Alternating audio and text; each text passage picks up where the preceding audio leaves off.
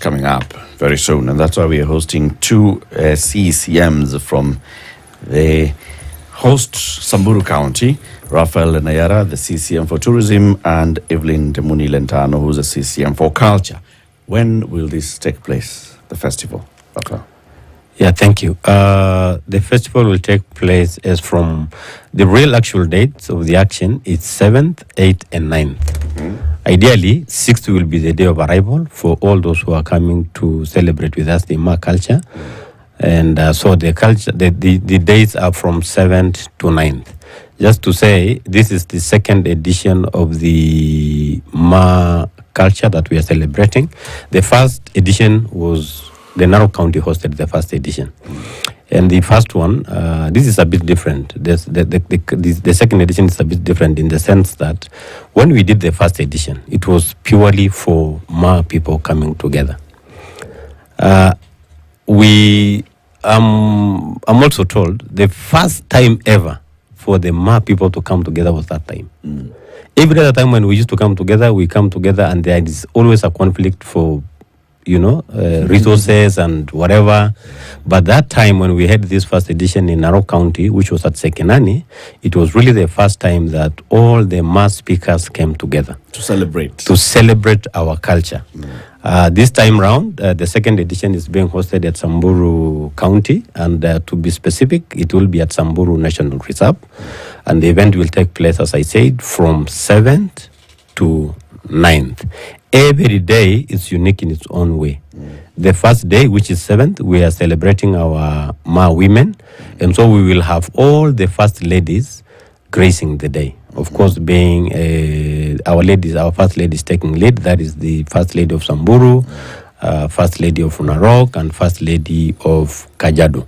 As we speak, we have a number of other first ladies who have already confirmed. And so we are looking forward to hosting all of them. The second day, the theme will be like Leaders Day. So we will have all our leaders being led by our governors, taking lead on that specific day, which will be the 8th. And of course, our MPs, our women rep, together with other Kenyan leaders. You know, when we did the first edition, the president made a pronunciation that going forward, this is going to be a national day. So we are celebrating Maa culture, but it will bring together all other Kenyans and all other people from different walks of life, far and wide, America, Europe, all over the place. But we are going to celebrate our Maa culture. Of course, the last day, which is the 9th, we are going to host His Excellency, the President, Dr. William Ruto. That will be the last day. That is the 9th. So that is basically how the days will look like. But in every day, it will be packed with activities. So we urge all Kenyans, we urge every other person out there to come and celebrate this unique Maa culture. What are these activities, Waziri Evelyn? Yeah. I mean, what is it? When you say you are coming and then there are activities, what do those activities be? And what would you guess? Dancing? There must be dancing. Right? There must be food. Oh, yes. Last time I got nyama. Nyama. Yeah. What are the, that's not what is Maa cuisine? Yeah. Maa cuisine, from the word cuisine is more or less like a delicacy of the foods that people enjoy. So our cuisine, what is the real Maa food? Our real food, and I'm sure my brother Latif knows, is milk and meat. We eat what we can be able to reach out to easily. And our livelihood revolves around livestock. That is the goats, the cows, camels. Because the reason why we have wildlife today in all areas where the Maa people live is because we also don't eat the wild animals. In this country today, the only place you will find a lot of wildlife in numbers is where the Maa people are. Talk of elephants, talk of zebras, talk of whatever you will want to name it. So our cuisine, our dialect, our food, mainly, is the milk and meat. So the day you will come for this culture, you will have plenty of those Was it? too. Yes, sir. I'm cool starch. Unaona wa Masai, if you look at us, you can hardly find a Masai who has a big belly. So starch to us is very minimal. We only concentrate on proteins. You know, starch, if you ask me starch was brought by Mzungu. Guys who came to plant this mahindi, they came telling us about rice. Rice was never there. You know? And you know, people today, we always pray and to say that God prays that I don't go to the doctor and doctor tells you to stop eating meat or milk. Because even if they say so, I will not stop. You know? And that is why these kind of, sorry to say, you know, these, we call it lifestyle kind of diseases. You can hardly find those in my areas. We eat meat, but you also do a lot of exercise. You are going to look after animals. So by the time you come back home, you will have burned all what you will have eaten. And you will add more. And there's a lot of interaction with the plant as well, because there'll be herbs, there'll be bugs. Yeah, traditional herbs. All those things that will be infused into the food. Yes. And as we speak, that is one of the things that we're really preparing for you people. So you come, we will give you a lot of meat, but we will also give you a cup of what we call a medicine, a herbal medicine, to burn all what you have eaten. So wale wako na gout, hata siku hiyo utatoka tukiwa tumekutreat. You will have eaten the meat and we will treat you. So it only treats gout, it doesn't do anything else. Hata tumbo. Yeah, hata tumbo. Inawasha tumbo. Yes. Inawasha damu. Kabisa. Unakunya kidogo tu. Anaosha kila mahali. Yes. Okay. So that's I want to add pedal in the to streets. what I want to Yes. give an outline of all the activities that we are going Please. to undertake. Yes. That is, so we'll be having Maa music. So we'll be having inter-age set competition. So we have several age sets in different sections of the Maasai. So we'll be having music, and then we'll be having sports, nurturing of talents through javelin. So javelin, I think it has originated for, I don't know, nobody has patented it, but this is It is ours. Oh, okay. It was the spear throwing. They just call it javelin, but it's a spear thing. And then we have high jump, the jumping. So we can also issue some awards towards that. And then we have Maasai poetry. Or we also have the women and the men competing on the same. And then also intergeneration competition of the same. And then we have the Maasai cow songs. When the women are milking, there are songs that they sing for the cow so that to produce a lot of milk. And then we have the tangible culture, that is the beadworks, the calabashes, the spear, all that. So we'll have the tangible culture that will be displayed. So you'll go around, you'll be told this artifact is for this purpose. So we have an area to display that. And then we have now the Maasai and the cattle. It's all about our livelihood, that is the food, and also the earmarks, that is the notching. So different labels or different notching that is done to the ear or even to the neck represent different sections of the Maasai, that is different clans for the Samburu. So we'll be also having that section that will display this cow with this earmark or with this notch. It belongs to this clan. Yes. Clan. So we have 9 clans in the Samburu. We have 16 sections of the Maasai. So I think we'll also have an area to display the same. And then now the indigenous Maasai cuisines, like you said. So we'll be having different delicacies, including our traditional brew. Oh, very good. Yeah, so And it's a very good brew because it is it's very, very legit. It has only very, how do I say, like you know, we don't add any sugars or anything that will be of effect to you. So that is really legit brew. What is it made from? It's just water, we put Honey. honey, and then there's something we call sukroi. sukuro. You put It's, it there and then aloe vera. it ferments. Yeah, it's kind of a The roots of the aloe vera. Yeah, then it ferments Interesting. to a point that you can tell it is ready for consumption. Have you measured the potency, like alcohol content with Kamaizo? Well, Oh, yeah, it's not it's not really necessary, but it is known by the number of cups that will take you down. That is now when you know that is the alcohol Cups that will take you down content. is how you know Yes. it's When the you stuff get up and start walking backward. Yes. When you find yourself now you're getting sleepy or start zigzagging when you are walking, then you know the alcohol content is high. Yeah. Then, So City will be able to tell. I want to ask about the cloth. I think it was very interesting that you talk about the shukas, because when we see them, we do the thing and we buy the different colors because it's just beautiful. And Yeah. we buy them. I mean, but then you mentioned that each cloth belongs to a different It's it. clan. It has a It's- meaning. Or it has a meaning an because, like, age I know, set. like now, an age set. Age Like I know, set. like the cloth from where I come from. If you see the cloth, you will know this clan. This is their cloth. It's a white cloth, but it has different patterns. So you know this one belongs to this clan. Is it? So when you see the shuka, for example, then you will know that this. Is an Is it- elder. This is a young Moran, or this is the current generation that we have. That is the Gen Zs. So you will tell by the color of the shuka, yes, and how they dress, even the beadworks. Yeah. We're talking about the ladies.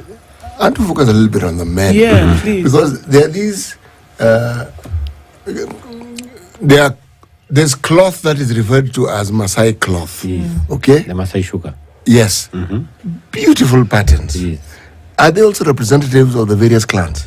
No, really, clothing doesn't. There is no representation of shukas or dressings to specific clans, but you'll be able to say this is a Samburu by the way he is dressed. All right, and by so saying it's a Samburu, you can also say this is the age set of that particular person. All right, but again, when it comes to the dressing, you'll be able to tell this is a Samburu, this is a Maasai from a certain region. Even the beadwork.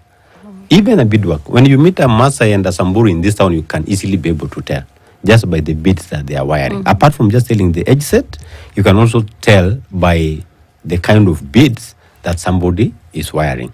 If you go to the south, which is the Maasais from south, talk of Kajiado, Kisongo, and those other subclans of the Maasais. Majority of the people there put like more of white kind of beads, and it goes all the way across border to Tanzania. You can easily tell a Tanzanian Maasai because of the kind of the beads that they are wearing, and even the clothing that they wear. So it's very easy that you can be able to tell this is a Samburu, this is a Maasai from a certain region of the country, but it might not be easy to say this is the subclan of this Samburu or a Maasai. That might be a bit hard to tell. Something I've always wondered about, the manner in which men, the Maa community, do their hair. The young Morans. Precisely. Yeah. What was the logic behind that? Because it's actually very beautiful, but what is the logic behind it? What is the thinking behind it? The kind of hair that you see, that is only for Morans. Once you pass when you graduate from Moranism to like an elder, Yes. you are no longer allowed Oh, to that's put that kind of a deco. That is a sign of authority.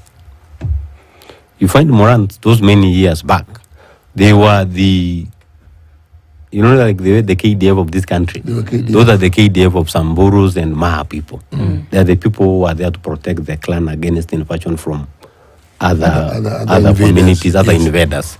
So that particular kind of hairstyle that you see is only meant for those young guys who have graduated from boyhood to Moranhood. And they wear that, and it's part of beauty, by the way. Yeah. And that hairstyle also comes in different styles. When you are looking at the animals, and during this drought period, you can hardly see it being let down, like hair going down. They bring it back, they tie it at a certain very nice way, and they keep on taking care of it when it is there. But when now it has rained, there is lots of grass, there is water all over the place, they go back home, they now remesha it, kind of a thing. They let it go down, they wear it when they go for singing. And you can also see ladies admiring, this one has a better one, this one, you know, that kind of a thing. So it's only meant for young guys who have graduated from boyhood to moranhood. Yeah. And there are specific people also who know. It's just like a salon. Ladies go to specific salon because there's a specific lady who knows how to plait your hair in a nice way. So even Moran, there's a specific person, Moran, who can do that, and they do it in a very nice way. So again, it's not every person who can be able to put you or do that kind of hairstyle. There are specific Morans within the Morans who are known to do that kind of specific hairstyle. So you'll find a Moran saying, I'm going to the salon, not really salon, but he's going to look for that Moran who knows how to do that kind of hairstyle. Knows how to twist it. Yeah. Nakupaka. dongo, mzuri, namna hiyo. Yeah. Now, the areas that, instances where we are seeing more and more of culture in conflict with the law, right? Say, for example, cultural practices, FGM, cultural practices, early marriage, and such. How is the Maa culture dealing with this? Because it's really, really getting, this is where there's serious direct conflict between culture and the law. Yes. You see, law is something that has been imposed to us. Somebody comes and say, this is law, you are not supposed to do certain things. Yeah. But even before the law came into being, because law was just brought to us, isn't it? Yeah. We had a constitution at a certain stage, it changed. 2010 constitution is what we are currently following, meaning it overtook the constitution that was there or the law that was there. So even before this constitution came into being, we had our own constitutions as Maa speakers, and it was never in conflict with anybody. It is true today, of course, in certain circumstances, the law or the culture conflicts with the constitution, exactly like what we have said. Getting a Moran marrying, a person who is below or underage, for example. But with time, I think we have also graduated from that. So you now find very minimal instances of those kind of issues in the society. We also don't encourage. Of course, as we say, a culture has its own advantages, and to some extent there are also bad practices within the culture. And that are the kind of things that we are trying to say, like now, for example, FGM. We also don't advocate or encourage things like FGM. And I think if you look at it today, from where it has started, it has really gone down. So people are also getting to embrace education, to know education is also very important. And so they are taking these young girls to school, for example, and they are getting to effect or get away with, FGMs. So people are pole or slightly embracing in many cultures, practices like FGM were a rite of passage. Yes. So what is it that has been introduced that acts as not a replacement, but an alternative to this? Because rites of passage were there for a purpose. Correct. Yes.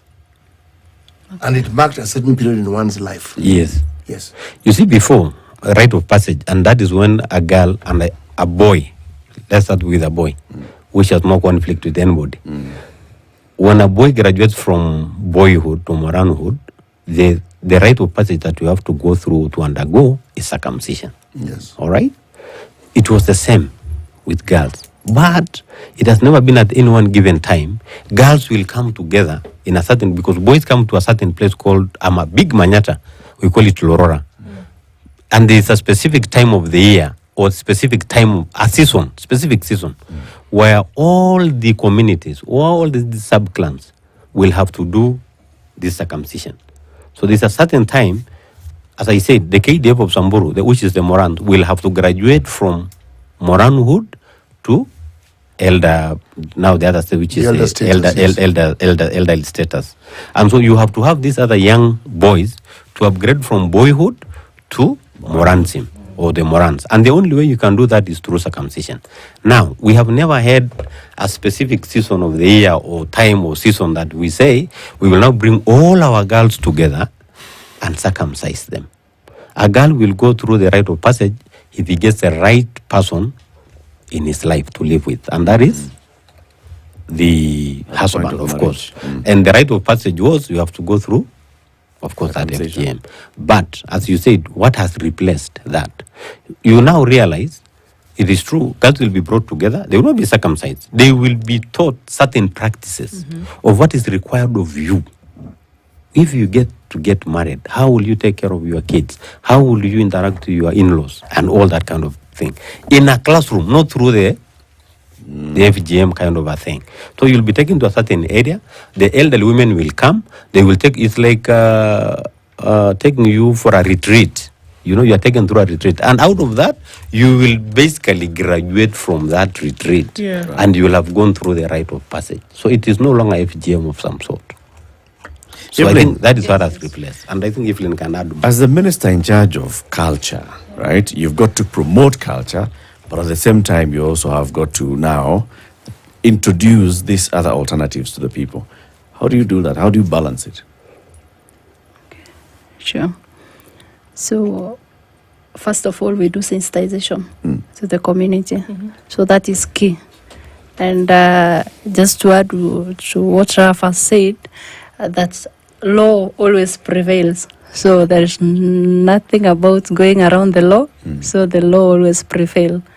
So all our retrogressive cultural practices, we are trying to sensitize the community so that we abandon that's retrogressive cultural rites of passage. So we do this by having seminars, different groups of ladies. We train them. So these are the TOTs, or we call them the champions. We also have those who can come out clearly and speak about it. So these are the champions that we take back to the community to go and preach to the ladies and to the entire community about the same. So we do that kind of work. So that is how we balance it. Okay. We have the TOTs, the champions that goes around to do the same, and we do follow up most of the time. So in every village we have champions, the anti-FGM champions, the GBV, against GBV champions.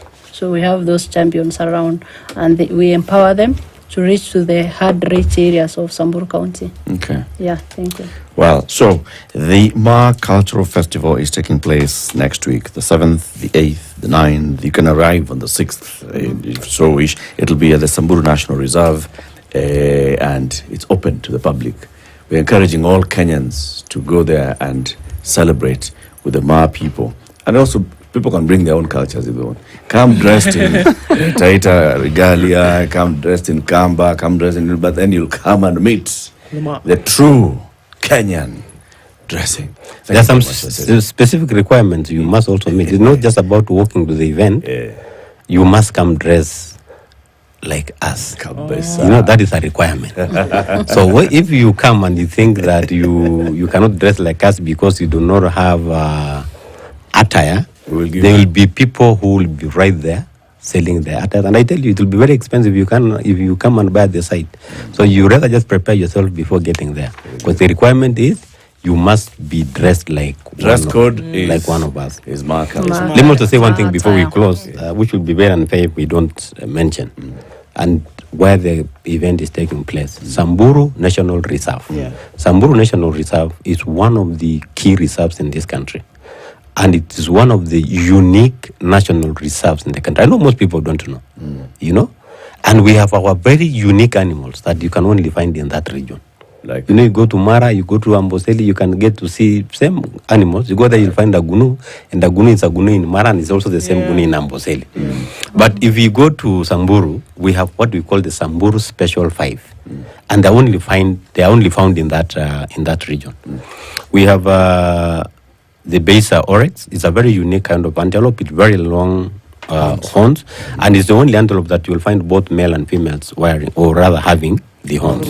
We have the Somali ostrich.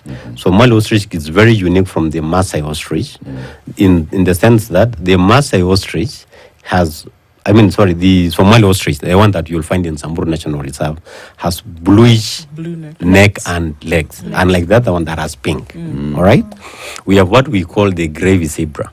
You know those strong stallions? They look like a horse, but of course it has the stripes of a zebra, but very tiny stripes, unlike the common zebra that has bold kind of stripes. And by the way, I don't know if you knew, the stripes are like our fingerprints.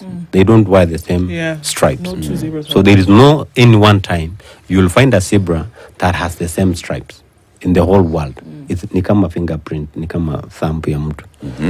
So The fifth? that is, I said the fourth. ostrich, Yeah, the I fourth. said the geron, I said the base oryx, and I said the gravy zebra. We have what we call the long-necked giraffe or gerenuk. It's a small kind of antelope, but with a very Long neck. very long neck. I'm sure you might have seen it. But that one, the males do not have horns, and the male do wear horns. And of course, the last one is the beautiful giraffe, reticulated giraffe. So those are the Samburu Special 5. We welcome people. Apart from the culture, we still have beautiful places to visit. We have Ololokwi, where you can go for hikes. Asante sana. Waziri wa tourism lazima You've done very well. Thank you. Raphael Nayara is the CCM for tourism in Samburu. Evelyn Ntamuni Lentano is the CCM for culture. The Maa Cultural Festival next week. That's where we're all heading. It's 3 minutes after 10. We're late. Let's go to the news with Leo Baga. See you tomorrow.